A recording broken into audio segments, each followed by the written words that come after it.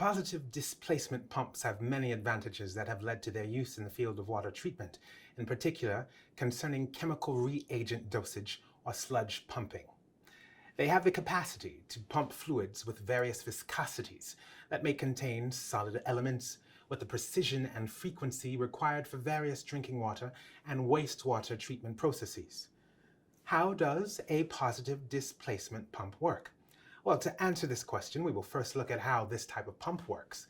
Then we will detail the different positive displacement pump categories.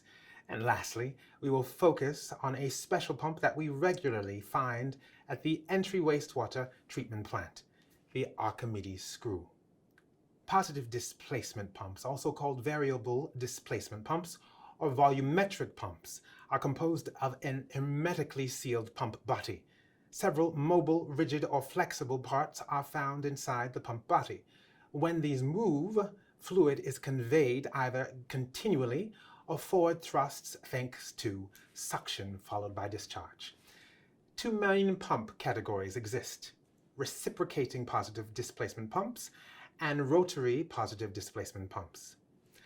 Amongst reciprocating pumps, the following are especially found: piston pump, membrane pump, also called a diaphragm pump.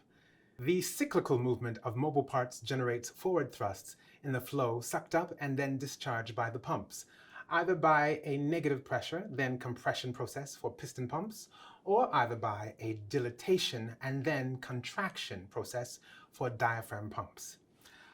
Amongst rotary pumps, the following in particular are found: lobe pumps, helical rotor pump, peristaltic pumps, and gear pumps.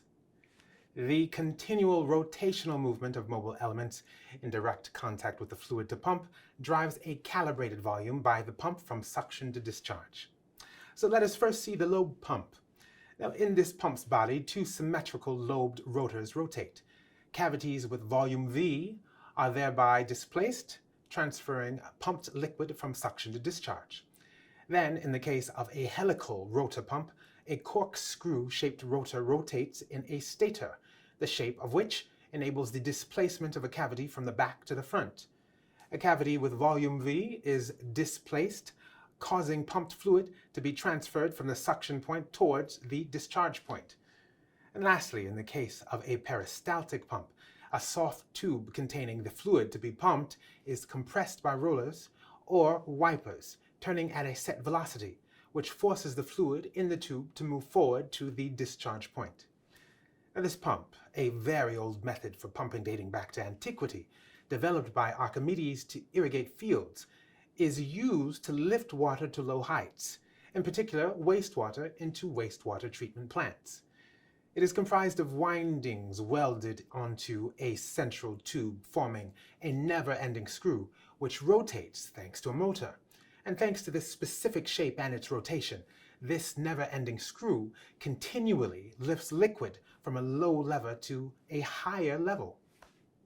What you need to remember about positive displacement pumps: it is the movement in the pump's body, either continually or in forward thrusts, with one or more mobile, rigid, flexible parts that drives the fluid to be pumped via suction and then discharge.